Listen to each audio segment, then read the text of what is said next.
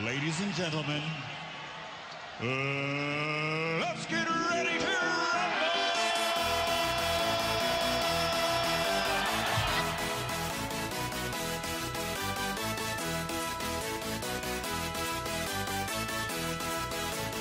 Y'all ready for this?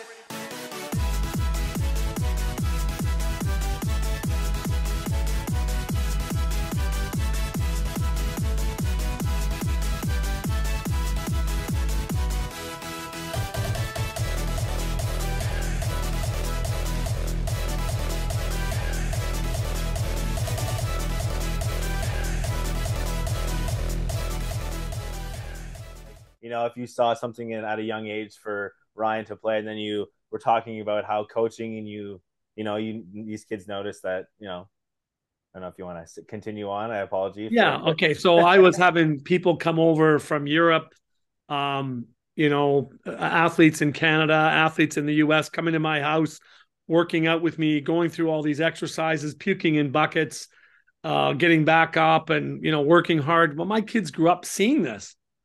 So when I look and I go, did my kids, on the teams they were playing, were they the most talented kids? No, I wouldn't say they were the most talented kids.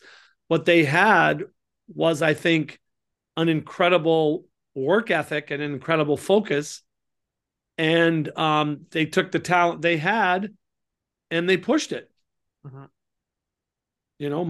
My older son Callahan, Cal, he did a Fantastic name. yeah, he did a stint in the NHL as well, and Yep.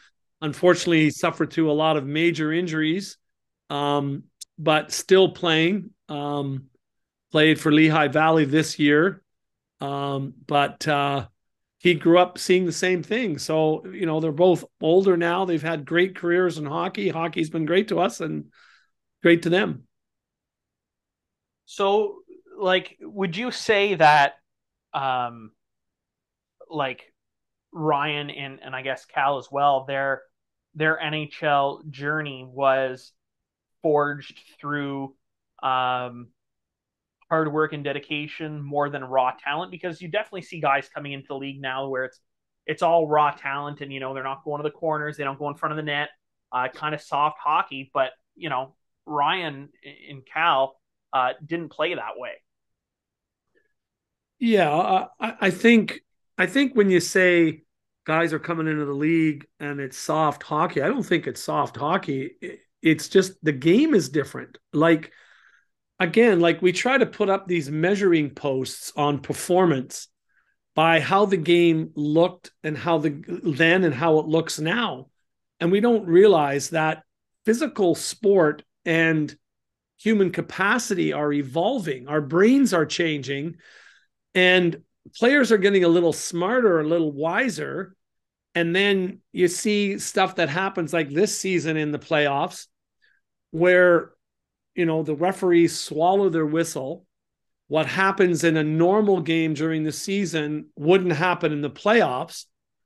Well, like, just think of this for a second.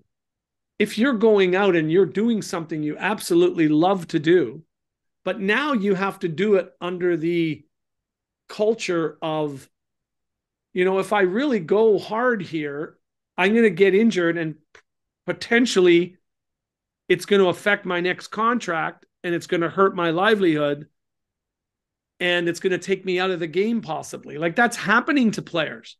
Mm-hmm. And we're moving more towards American football on ice and it's becoming more, I think, more and more violent, and it's changing how people view the game. If you have this amazing talent, well, why would you go into the corner when you know you got to go up against a guy that's gonna his aim is to hurt you? Yeah. Like tell me in any other profession in the world, like a lawyer who goes to law school has to worry about his physical health and having head injuries because his competition wants to beat him to the job that he wants. Like it's becoming ridiculous. Mm-hmm. Yeah, it's true. Like you said, the players that don't need to go in the corner, why do it if it's just gonna, in the long run, you're either gonna get hurt, and instead of scoring let's say you got 82 games, instead of scoring 65 goals, well, you missed 25 and now you're down. And then, like you said, it's going to affect contracts. I think I agree with that. I think it's not going soft. I think it's going in a different direction. Like you said, smarter hockey.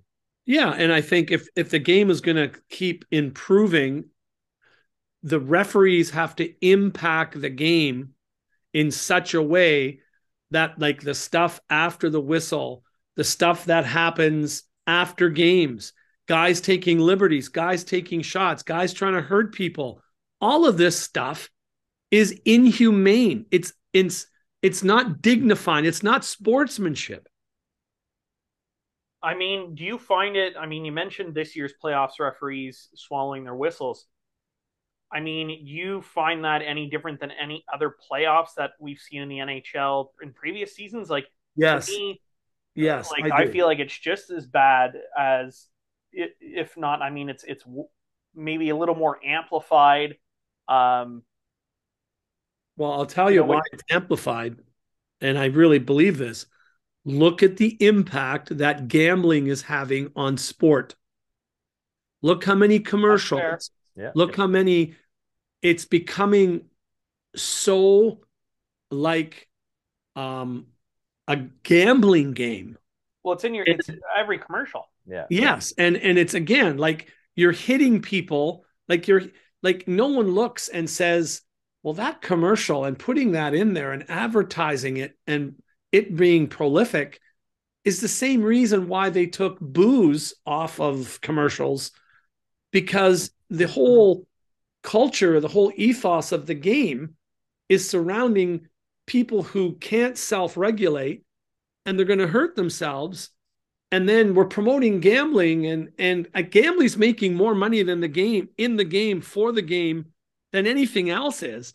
But I tell you, we're going to see the back end of this where if we don't get this in control and kind of minimize it somehow, it's going to start impacting. Players are going to be getting, money for not playing as well or taking players out.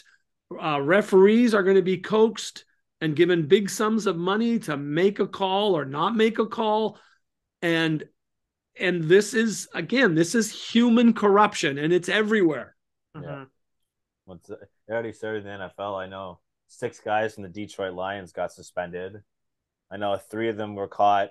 They all got caught gambling on site, like on Lions, like at the facility, which I guess is a no-no. 3 of them were non-game related, but 3 guys were betting against their team. Like, like you said, it's already starting. I think it happens a lot more than what's obviously talked about. Oh, it happens way more. Yeah, for sure. And like back to the commercial thing, like I can't go a whole Jays game without seeing Bet365, and then it gives you the odds of the Yankees winning or the Jays winning. It's like, I just want to watch the game. I don't care about gambling.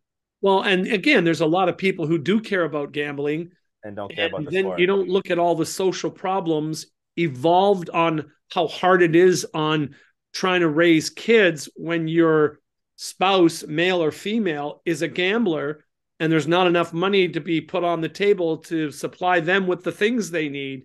Like, it affects, and people don't care. People are just so full of their self-interest. And I think that's a deterioration of hockey, of sport.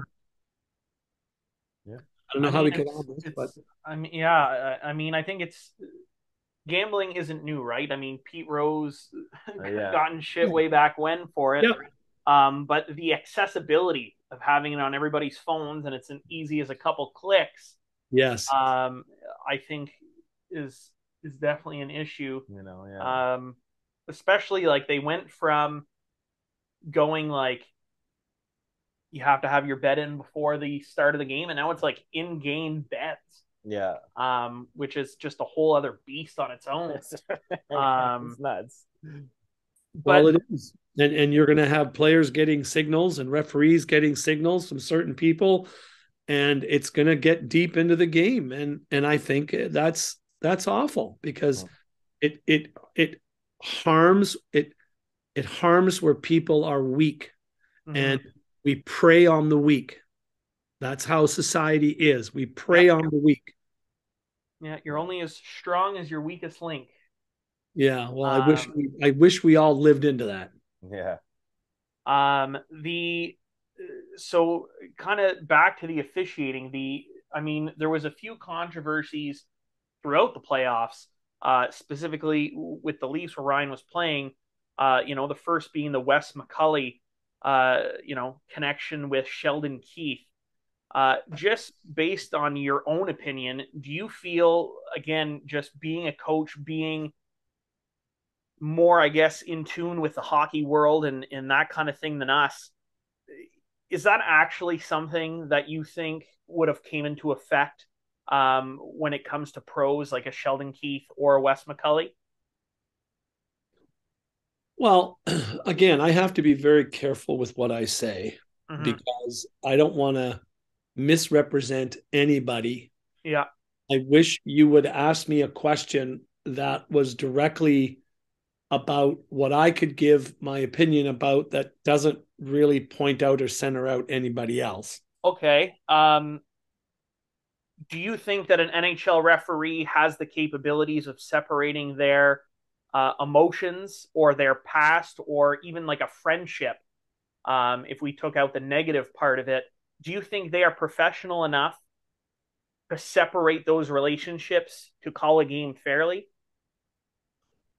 Well, again, to answer that question, as a high performance coach, and I deal with many different sports, many different modalities in business, mergers, acquisitions, Mm-hmm. and all I want to say about that is basically human beings are driven by their self-interest, and human beings have very long memories, and any one of us, myself included, is capable of deep corruption.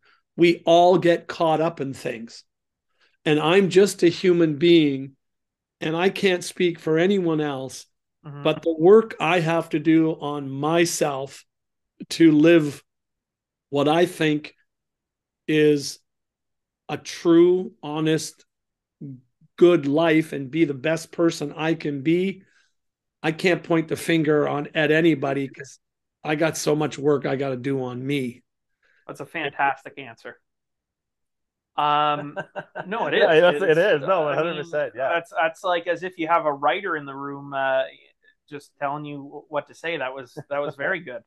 Um, I mean, on the lighter side of Toronto's playoff run, they got out of the first round, so that's Big for the good. franchise. Good for Leafland. Yeah. I mean, speaking with Ryan, I'm sure throughout the playoffs, is that stuff, or I guess even not Leaf specific, but or stuff like that stuff that players actually think of or that matter in the dressing room? What kind of stuff are you referring to? Like, I guess, I'm using air quotes here, but Yeah. like, Like curses yeah. or, the pressure of we haven't gotten out of this round or we haven't beaten this team in, 10 years. Like, just thinking, we're Habs fans for like, I think it was like 12 years or something. They couldn't beat San Jose in San Jose. Like, does stuff like that actually play a factor? Like, does that get in players' heads or coaches' heads? Or is that just fans just gaslighting situations that really aren't situations to players? Well, again, I really appreciate that question because it speaks to the heart of kind of what I do in my work with teams. Like I have worked with San Jose for a couple years. I'm working with the Windsor Spitfires now. I work with, those are just the two hockey. And then there's beach volleyball and basketball, and there's so many sports that I do. Well, what you're bringing up is, and let me kind of say it this way: in anything that human beings do, the success of what they do is dependent upon how well the people doing the endeavor get along. If people get along, then success, performance goes through the roof. When people don't get along, usually that thing that you're talking about, focusing on the curse, focusing on the nemesises of situations is a real excuse because they're not looking at, they don't have strong enough relationships. So they distract themselves by going there. Mm-hmm. Human beings are masters at distracting and taking responsibility for their performance and their life. Very true. Yeah. Man, you're well spoken. I feel like I would listen to just like motivational Brian O'Reilly videos in the morning. I hope not, because again, you know, that's one of the misnomers of life is people think you can motivate somebody else. What motivates athletes to win is the quality of the person they are inside and their ability to create the relationships around them where they all decide when we're on the ice together, we are going to think and act as one. In other words, I'm not playing my position for me.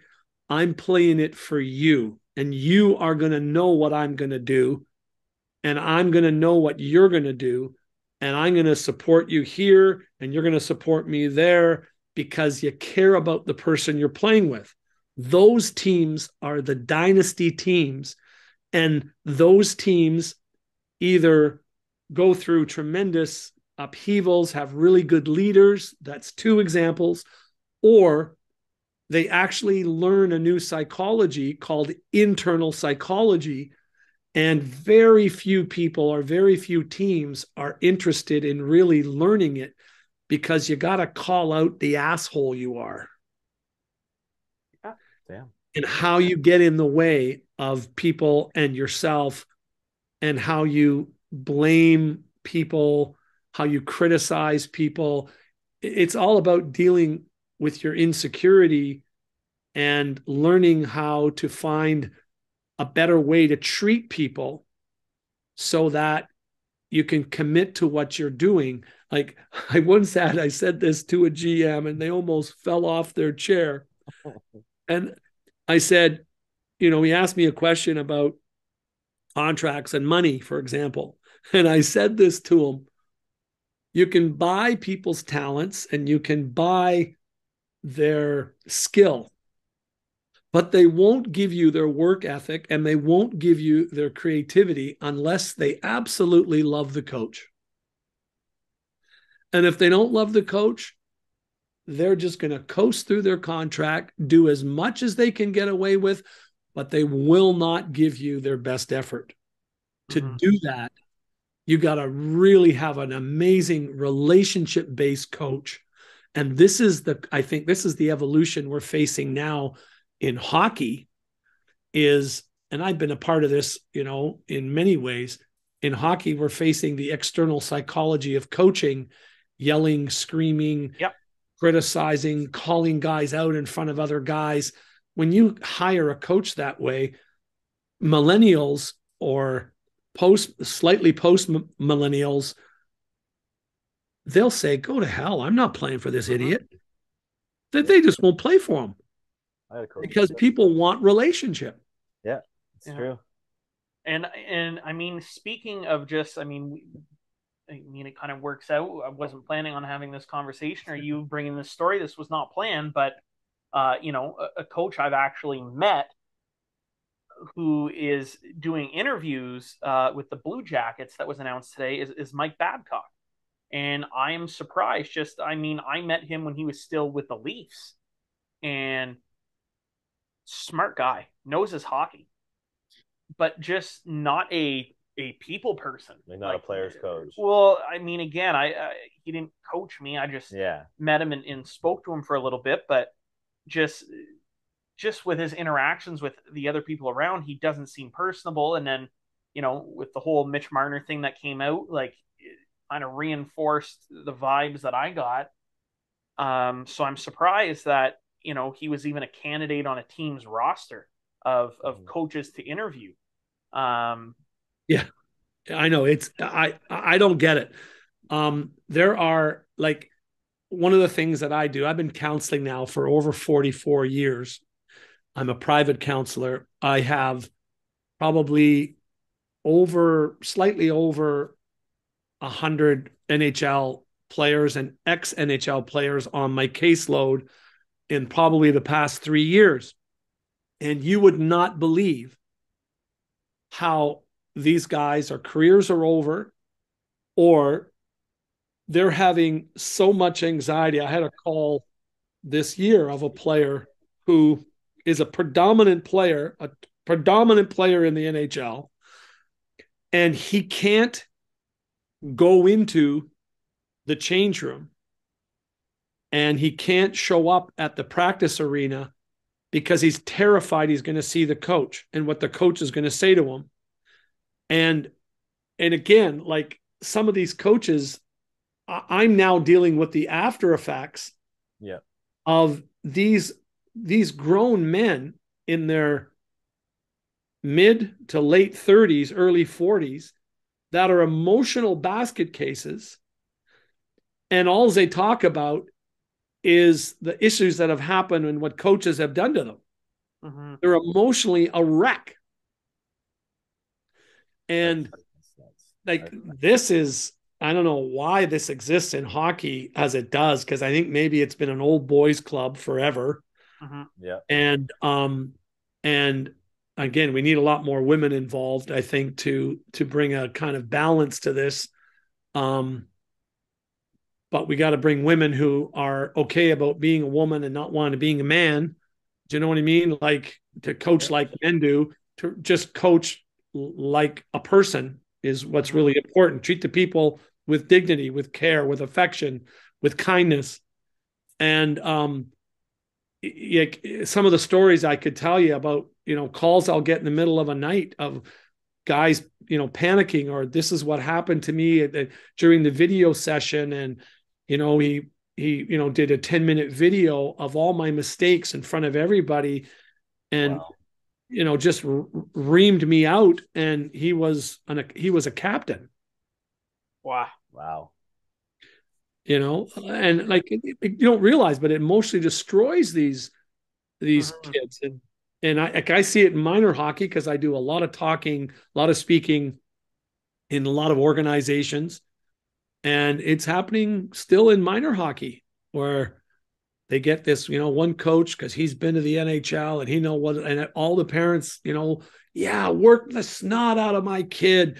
You can yell at him, like, be hard, be tough on, and they don't see that they're destroying the kid's love of the game. Mm-hmm. Yeah. And we have so many kids leaving the game, and now it's becoming a game that only rich people can play. Yeah. Crazy expensive. Yeah. Yeah, it's crazy expensive. You're getting paid to get yelled at now. Yeah. Yeah. Seriously. It's all this external psychology that's being applied, and it's a little scary. I'm kind of worried about it. So, I mean, when it comes to stuff like that, like, does the PA get involved at all with? Well, you see, this is the position these players are in. If I bring this into the light, I'm going to be blacklisted. Yeah. I'm gonna that's my last contract, or I'm gonna get a name for myself. And this happens in junior hockey like you would not believe. Kids are mistreated and then they don't say anything because they can't say anything because the coach has got across to them, I have your career in my hands. Mm-hmm. Sounds like the coach of the junior team from here. So what is the poor kid to do? Yeah. Just obey the rules, I guess, unfortunately. But Yeah. it's awful to say, but it's nice that, these guys are coming out to the light and actually taking care of these problems. And obviously you've seen it. So like it's nice. I wish more people would come out and, hey, mental health is a real thing, right? So for it to affect your career long term, it's better to just say something instead of holding it all in. Yeah, and it's really sad. I think we lose, many good athletes, and it's just not in hockey. It's in many sports where this type of psychology is being practiced, and it's dehumanizing. and then they end up taking their life, or Mhm. worse, they end up having to cope with other substances. And then, by the time they're finished their NHL career, they're addicted so bad that their whole life is destroyed. Yeah. So I mean, this year, the Leafs from the playoffs. They did what they did in the first round, but you've always seen Ryan win a Stanley Cup. They always show it from the perspective of the player, but you as the parent, like, how was that to watch your son, you know, just win the Stanley Cup? That journey, how does, like, through your eyes, how did that look? Well, I think it was an amazing run. Um, it it was a great accomplishment for him. He achieved a dream of his, but it's going to again sound really weird. Um, it's just the Stanley Cup. Like, you won a lot of awards and won the Stanley Cup. I'm happy for him. Mhm. But what I loved, the highlight for me of the Stanley Cup, was when he was playing in Boston, and he was in a store in Boston, a music store, because my son loves music. Mhm. And he walked in there, and it was, playing around on some guitars or whatever. And he looked over and saw this kid playing a guitar, and he thought the kid was pretty darn good. And, he could see, I guess, that, how the kid loved that guitar. And he went over to the shop guy and said, I'm buying that guitar for that kid. And, this is in the heat of the Stanley Cup pressure. To me, that was the Stanley Cup. Like, to know that my son, under the pressure he was under, because what we do under pressure really determines the people we are. Mhm. Mhm. Right? It doesn't, when your life's going easy and, you got everything by the tail, it's easy to be a good person. But when you're under pressure and you're under scrutiny and it's what you do then that really determine who and what you are, when no one's looking. Mhm. And for him to do that, to me, that was my Stanley Cup. That in all of that, my son saw someone in need and reached out and did that. That, to me, anyone can win a Stanley Cup. Yeah. Like, Yeah. in 20 years from now, that, okay, so what? Yeah, you won the Stanley Cup. Your name's on it. That's great. Like, nice accomplishment. But that kid could inspire that kid in another way, and then he could inspire. You know what I mean? Like, Yeah. that's far more important in my mind. It's, Not in my son's mind, but in my mind, it is, because I'm his dad. Yeah, hey, that's why I asked the question. Yeah. That's like I said, they always show the perspective from the player, but like, I want to see how you saw it, right? Like, you saw that moment of being the Stanley Cup, because, like you said, even in the mix of being, fighting for, for his, like you said, a dream come true, he's more worried about making sure that kid's happy, has his guitar, and Yeah. and And I was there, for a lot of the games, and in St. Louis, like, it was amazing. There was many times we were leaving the arena, because I'd go to the arena with him, and we leave the arena, and he stopped, got out of his car, and signed things for people. And there was just giving people the time, being the difference in people's lives. I mean, there's a reason he wore the C, or wears a letter on his jersey, right? yeah. Yeah, well, again, yeah, you hope that. But you know, I heard this story once about Wayne Gretzky, and he showed up late to this. He was meeting some NHL guys in Toronto, and he showed up late, but he came, and there was a kid that had come late too, had missed kind of the signing of the autographs, and Gretzky pulls the car over, gets out of the car, and takes his jersey and signs it, and talks to the kid, and then gets back in the car. And the kid came late, so there was all the players had left, but because Wayne's Wayne, he did that, And it's things like that to me show what a person's about. Yeah, and that story probably sticks with that kid to this day. That kid's Absolutely. probably telling his grandkids that story. Like you said, it's moments like that get burned into your brain. That But it's moments like that that are not talked about. yeah, It's we see well, he was late, guys, well, I mean, but not even, yeah, because we won't hear about that, but we see guys for what they do on the ice or what they're saying in post game scrums with the media, Yes. or the stuff that they do on their social media. Um, but you don't hear about life's moments in between. And it's cool to sit and to talk with somebody that knows and hears some of these stories. And again, like a lot of people, and I don't want to speak for you, but myself included, look at these guys and are starstruck and these are athletes, these are our heroes. mm-hmm.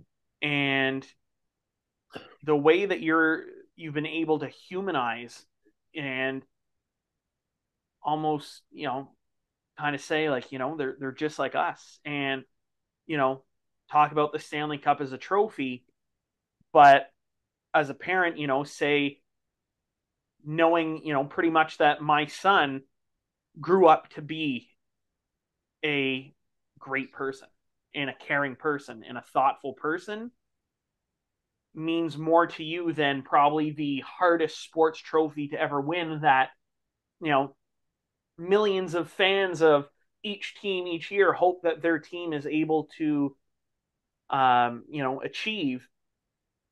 Speaks volumes of humanizing and really bringing back into perspective that athletes are humans too, and there's bigger stuff than the game. Mm-hmm. Yes. Yes. Um, I always think it's interesting that um, there's a there's a real honesty about, like, I'm living my life. I'm 65 now, and the verdict is still out on me, just like the verdict is still out with my kids, because you're only as good as your last performance. Mm-hmm. And and when you really begin to understand that, and you really see that you're capable of corruption like anyone else is, and that your shit stinks, so does everyone else's. Yeah. um there's a sense of, I don't know, it kind of brings into focus something I think that is so true, that when you're raising children, the job of, what's the role of the parent when you're raising your children? The role of your, I think it is first of all, make sure your kids grow up. If you want to build your kids' autonomy, make sure your kids grow up seeing dad adoring mom, see mom adoring dad. That's the biggest gift you can give your children. And then the second thing, and I think it's just as important, is like the whole thing is held together by a parent that really, I think, understands my job as a parent is to get get across to my children ways of behaving that they want to keep me in their life. Mm-hmm. Like they find me helpful, valuable, especially when they're going through a hard time. They will come to you and you will tell them the truth. You will ask the hard questions and never tell them what to do. And I think that brings and builds mental toughness like anything else does. Like when you have a parent that, your child has a problem, while you say, well, okay, like, what do you want? And what are you doing to get what you want? And is that working? And if it isn't working, well, do you think you should make a different choice if it's not working? And when you build that level of affection and clarity and confidence that I don't know what's best for any of my kids. I only know what's best for me. I don't know what's best for my wife or anyone else. I don't know what's best for me. And when you kind of see the importance, especially in coaching people, when you coach people, if that isn't at the forefront of your mind, you're going to give yourself more importance than you think you have. And then you're going to make them feel more important than they really are. Mm-hmm. And I think that to me is the most, I don't know, I find it very humbling. And I often say this to myself in moments where I'm questioning or doubting or struggling. I gotta always say, remember, Bri, your shit stinks. Yeah. You know, that I'm just a human. I make mistakes. I gotta call myself in and own my mistakes. Now you can transfer that to a team, and a team that does that, you allow your coach to play more with the X's and O's and the chess game on the ice, because you have a group of solid individuals who are so good at self-evaluating, not evaluating other people, that they follow the X's and O's and really buy into the system. Yeah. I think Brube did that with St. Louis, and that's why they won the cup. Well, people to he buy did in. something right for sure. I mean, they went from what worst record was it in the West or the entire NHL to making the playoffs and then winning the Stanley Cup. So there was obviously some buy-in and the right people in that locker room. Yeah. And I mean, Ryan has now been with. I mean, he was with Colorado, Buffalo, St. Louis, and now Toronto. Would you say? I mean, again, just from your shared knowledge, that there's different, I guess. I mean, obviously, there's different philosophies with every coach, but is everybody kind of preaching the same thing? The No. same unity, the same No, no, camaraderie? No? no. He's been with coaches where what's what I love about, oh, it's so funny. This external psychology coaching that I call it. Yeah. The coach actually believes he knows more than the 20 guys on the bench. You know what I mean? Like, it's hilarious. They're there was a coach they had, and I remember this like it was yesterday, where he took ice cream away from out of the kitchen because he didn't want the players eating ice cream. Like, at the NHL level, I just go, oh my God, this coach has no idea how to lead people, Wow. but he's making it about the ice cream. Do you know what I mean? Yeah. It's kind of funny. But anyway, I again, like, yes, there are really different. Like, again, the quality of the people. The best example I can give, I think this is a great organization. They treat people really well, and Toronto was like over the top. Like, I just tweeted something out about this. There's a girl in the family room. Her name's Gina, and whoever hired this girl in Toronto, she looks after the family room. She is such a kind, compassionate, caring, supportive person. Like, she's the perfect person for that job. And I think this is kind of what you're talking about, is the culture of a team is probably the most single thing that's overlooked. People prioritize knowledge that people have. Like, I was laughing because, you gave the example of Babcock. Like, Babcock, yeah, he knows a lot of hockey. Well, regardless of what you know, they're not going to give you your work ethic or creativity unless they like you. If you mistreat people, you're not going to be able to use your knowledge. Mm-hmm. So relationship is first. And I think Toronto does that really well. And I think St. Louis did it really well. But in Toronto, it was top notch. Like every of the details, like just when they got there and found out he was traded, they had already organized everything, that there's sweaters for the kids with, O'Reilly on it. Like all the little details Wow. are That's all cool. taken care of, and they're welcoming you into their family. And that's what it felt like. And like organizations like that, like, yeah, winning's important, but you are winning because, like, regardless of whether Toronto wins or not, they win as an organization. Like, the seats are packed. Yeah. Every game. Every game. Yeah.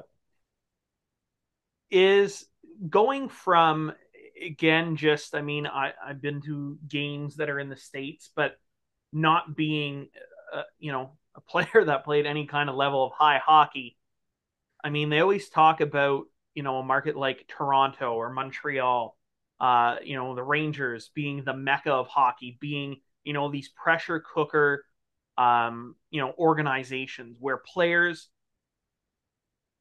don't necessarily have at the top of their list because of the pressure that comes with playing for these organizations. And I mean, you have a couple different perspectives, being kind of a psychologist and dealing with players, and then, dealing or having your son play for, multiple different teams that were at different stages, you know, going from Buffalo, that was kind of, a weird rebuild for multiple years, to then going to, the Toronto Maple Leafs later on in his career, where they're, under the microscope. They have all the teams, like, they're cup contenders. Would you say that that pressure cooker, that, again, the stuff that everybody says with the media and the pressure that comes with playing in a city like that, like, is that real? Well, I think the pressure is really real, and I think the pressure is imposed by the media mostly. And, again, I think eventually this is going to evolve. It has to. But media that creates hype around losing is, again, external psychology being applied, and it doesn't help anybody. Like, misery loves company, and misery is the psychology of external control that people practice. And they think by criticizing people or criticizing an organization, things get better. When the media can't see that they put so much pressure there, then it's pressure created, but it's only pressure psychologically. It's not real pressure. Yeah. But the way it affects the athletes, I think, is real. But what it does with the athletes, they just have to kind of learn how to shelve it, park it, realize, okay, let it go.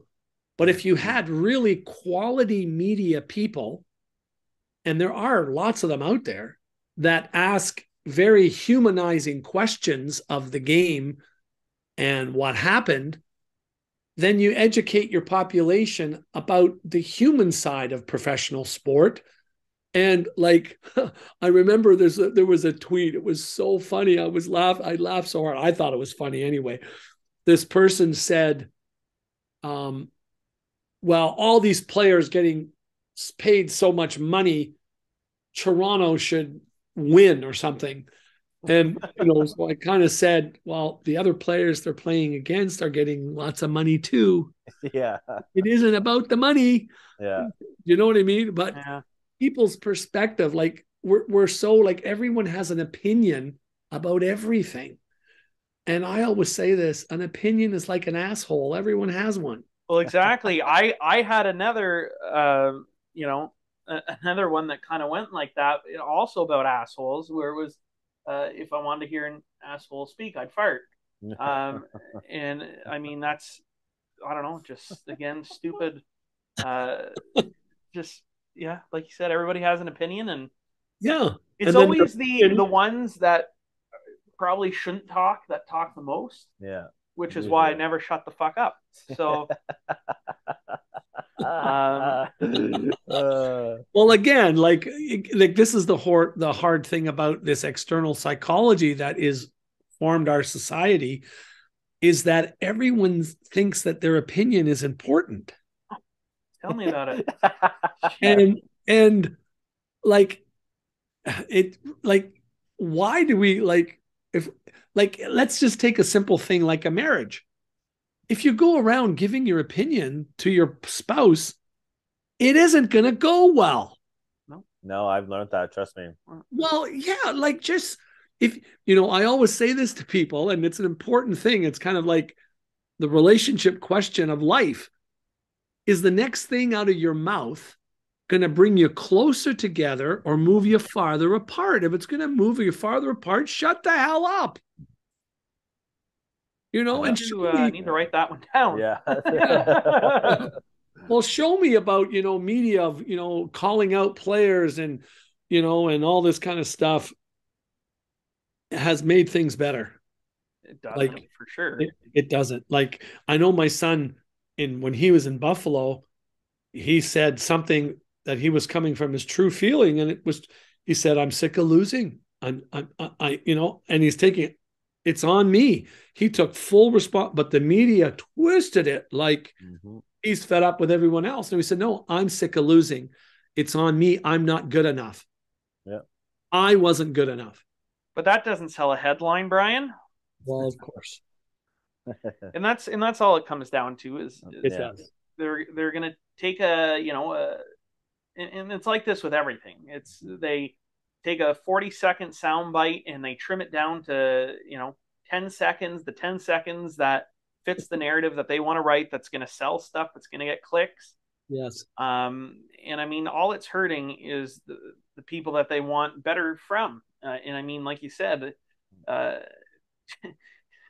you think tearing people down is going to make the situation better? No, I believe in positive reinforcement, and negative reinforcement, just the yin to the yang. I mean, if all you're going to tell somebody is that they're dog shit, I mean, chances are they're going to be dog shit. They're going to be dog shit. Yeah. Well, I was at the NHL. I spoke at the NHL coaches symposium a few years ago, and I went around. I started off with this question: how many players in the room that are ex-players and coaches or ex-players have you had video sessions? I said, please raise your hand. So like 90% of the room puts their hand up. And I said, well, stand up if you really loved those video sessions. Well, there was out of the like 600 or 700, there was about 10 people that stood up. And then I said, okay, those 10 people, that's good that you like them. You probably have a pretty good, strong character. But I said, that's great. Okay, can you sit back down? And then I said, I want you to stand up now. All of those players who, when you go to a video session, it's all about your mistakes, and they show you and they call you out and all this kind of stuff. And they all stood up almost. And then I said, well, that's external psychology. And then one coach who was very annoyed with me, because I have other things I had said previously, said, well, how do you expect us to coach then? And I said, well, can I give you an example? And I said, why not just point out on video, find video where guys are doing it right, and then ask the athlete questions about, hey, what do you see here? Why was this guy successful in getting the puck out? Or what did he do that he was able to get the puck out? Like, focus on people doing it right and then asking them questions so they self-evaluate, rather than centering them out. And guys, I'm not kidding, about 25 coaches came to me after and said, geez, I got to start following you on Twitter. What's your Twitter handle? Because that was just revolutionary to me. I never thought of that. Point out, find quality, what people do, and let's have discussions about what quality looks like. Yep. Well, then your video sessions, guys look forward to them. I feel like that coach that you mentioned that was like, well, how the hell am I going to coach now?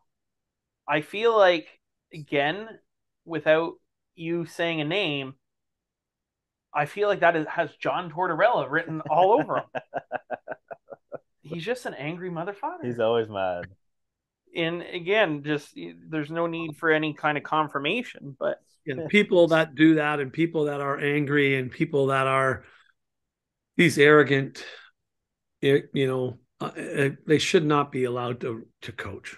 They do so much damage to people psychologically. It's unbelievable. Yeah, I had one. I'm not gonna say his name, but I had a coach one time. We were in our area playing in the Tournament of Champions, and we were playing a team. We weren't a very big team. We had a couple of big guys, but we were playing this team from out of town, and they had only lost 3 games throughout the whole season, counting tournaments. And these guys were massive, and we ended up winning 3-2. I scored 2 goals, and then he benched me for the whole third period. And then the next game he comes out, and then he's playing me every second shift, and it's like, dude, you really want me to go out there and give you my all that I did the game before, where you benched me with 15 minutes left in the game, to now playing me every second shift? And then we ended up losing that game too. But I mean, I never understood his method of coaching. I mean, I guess I didn't play traveling hockey very often, and most of the time when I would play organized hockey, my stepdad was the coach. great coach. Yeah, shout out Joel. And I mean, it was always when he coached me, if we were short defense that year, I played defense. If I was short forward, I'd play forward. I never really worried about, I think, the not the severity of the game, because I still loved playing. I love playing hockey. I still play it. But I think since it was like, my stepdad's the coach, it's like, I can play my game and have fun. And, we're going to drive home together, and, he's not going to give me shit because we lost 8-0. You know what I mean? Yes. Like, Yes. I don't know if that made sense or not, but it did in my head. It did in my head, and then the words started coming out, Brian, and I kind of got lost in the sauce a little bit. Yeah, you're pointing to a fact that relationship is the greatest thing in life. And when the relationships are more important than winning, then the teams that are able to do that have so much more success. Mm-hmm. Yeah.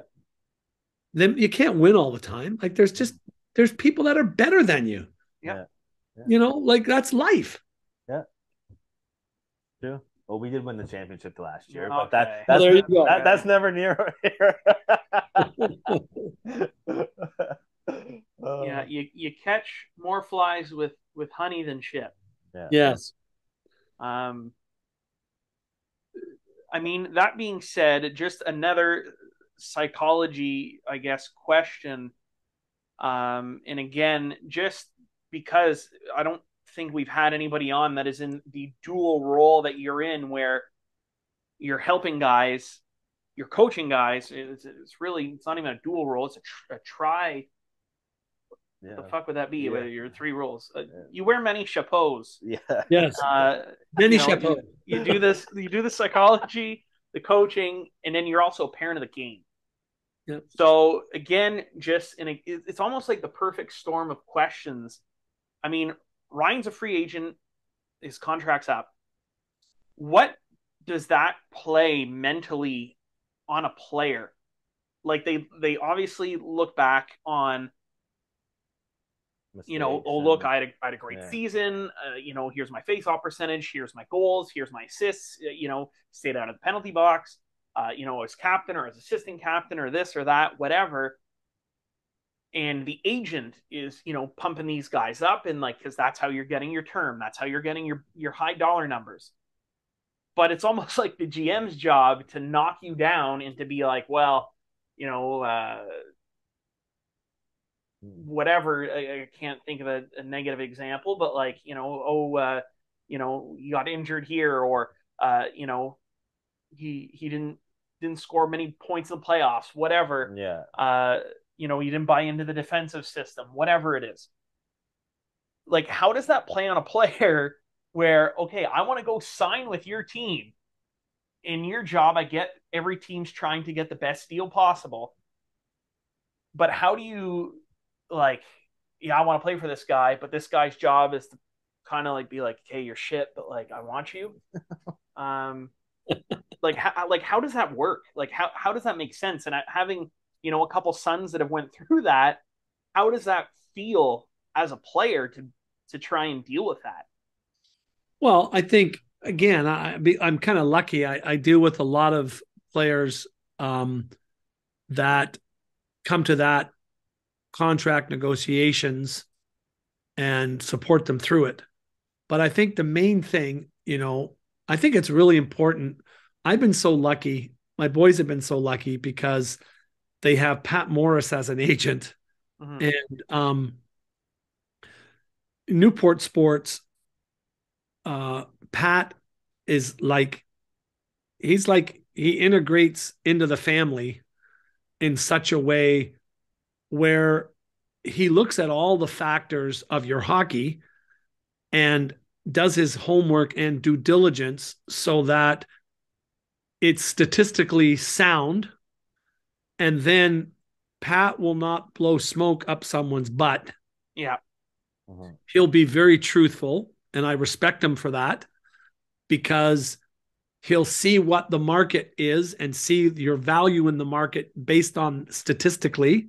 Mm-hmm. And then he has a role where he engages the player, the wife, the family, and asks questions about what is best for the family.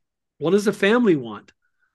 And he, and I feel very lucky with this guy because 99 times out of 100, he has made things happen in such a way that all the I's were dotted, all the T's were crossed, and how everything just reciprocated on itself was amazing. And as a parent, it's really nice to be included in that, which Pat does, because he takes a very family approach. Mhm. And it is nerve wracking because a lot of people just think it's about which team wants you and where do you go because you're going to go to where all the dollars are, and that's not true. Yeah. When you have a really good agent, all the questions are asked and he works with you to determine what is really best for your wife, for your kids, for your family values. What is it important to you, and he acts in accordance with that. And I think that to me is, again, a very solid self-evaluative approach. And we've been lucky enough to have that and to have him as an agent. And I think he really does a great job. And it's so funny because I'm dealing with so many different players and the agents they have. And then I ask this question and they go, well, no, my agent didn't ask me this question. Well, I'm asking it to you. Yeah. And he goes, well, gee, yeah, I should have thought of that. You know what I mean? Yeah. So again, quality speaks. When you have a quality agent, you have a great relationship with your agent has a great relationship with you, then people will work hard for each other because it's a relationship. So the last question I have for you before we wrap up, Brian, Yes. just again touching a little bit on what you were just saying about asking kind of the players what they want and what's important to them. And again, just using your son as an example, do priorities shift for players? Like all guys with their hyper and super competitiveness want to win that Stanley Cup. That's the goal they've been working towards since they've been a kid. Does that change? Like Ryan, for example, won the cup with St. Louis. When it comes to contracts, and I guess again, you can't speak for everybody because everybody's going to have different opinions, but just again, from your knowledge and the people you deal with, once you've gotten to that goal of winning the cup, does your priority of where you want to sign change, or is it always chasing that next cup? And again, just as an example, like Ryan, does it now shift towards where the family's most comfortable? Is it still about winning? Is it, you know, him being, I mean, it's weird to say, you know, a 30-year-old guy is a vet, but being an older guy in the league, is it now looking, where do I want to play the latter part of my career? Yeah. Yeah. Well, that's a great question because like I'm going through this now with him and we're talking and we can't even talk. Like I can't even talk to him right now because he's so pissed that they didn't win the Stanley Cup. Yeah. Like, but again, like my guys are like ultra competitive. And he came to Toronto thinking I can win the cup. Mm-hmm. You know what I mean? Like, Yeah. and the next place is going to go, it's going to be about winning the cup. Yeah. Like, you're wired that way. And I think, especially when you've done it, it makes it in, again, some people's minds, because like we can't paint everyone with the same brush. Mhm. Some people, they get bit by the cup fever and they win a cup and then they got to win the next cup. Like they got to do it again. It's like something, I got to prove this isn't a fluke. Mm-hmm. Yeah. Do you know what I mean? Like, Yeah, and then for other players are, they want the cup their whole career. Then they don't even get a sniff. Yeah. Yeah. And then there's other players who win the Stanley Cup and they go, okay, done that. Now Yeah. I'm going to refocus. I'm still going to play hard and give you my best. But, you know, if we go deep in the playoffs, we do. And I'll gladly go for the ride. Yeah. But they're going to rely on other guys to kind of take them there. Yeah. For sure. And again, like I don't think anything's wrong or right with any of those. It's how you're wired. The only one who knows what's best for you is you. And like I just think it's so funny because my son Snook is just like his mother. She'd sell her own mother to win.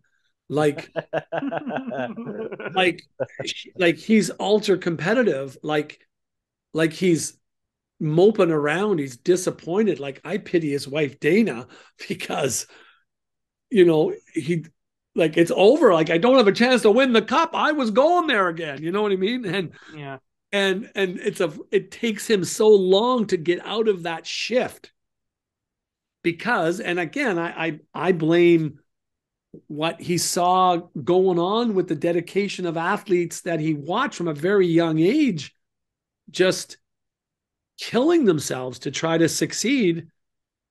Like he just say, that's how I want to be, you know. And I think sometimes he does too much work. That the biggest challenge for him is going to be, I got to train smarter, not harder, because I'm getting older now.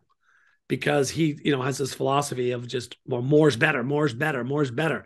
Yeah. And it's been hard to get that out of him because that's a common thing with athletes who are highly strung, have some talent. Athletes who have tons of talent, highly strung, they're a lot smarter in how they train, I think. Yeah. You know, That's why I am where I am. Yeah. Well, Brian, it's been an absolute pleasure. I would love to have you back on. I feel like you just have such a wealth of knowledge, and like we said, with your so many chapeaus, like we could just go down one path and pick your brain and your philosophy on so many different things. Absolutely, I'm in anything that I can do that can, you know, help other people or, you know, bring some light to things, or, you know, I'm always learning. And I love doing this because I learn what your guys are doing and how you do your job. And I'm learning from you too. So I really appreciate what you do. And I love average jocks. I just love that. Thanks. Thank you. Thanks. I appreciate that. That is awesome. And yeah, so contact me anytime you need. I'll do my best to help you out. All right. Really Perfect. appreciate that. We're off. last question though, off air. Huh? Is there anybody that you would recommend us reaching out to? I mean, like we're always looking, and I know guys are in the off season now, so this is kind of our bread and butter of getting guys on that are done with their regular season or playoffs. Is there anybody you would recommend us reaching out to?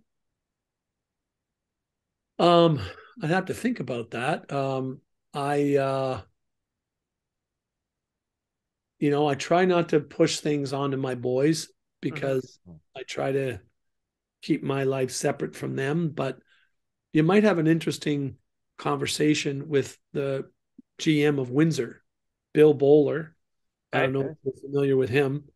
But Bill's the GM of Windsor, he's doing something that is, I think, new in junior hockey.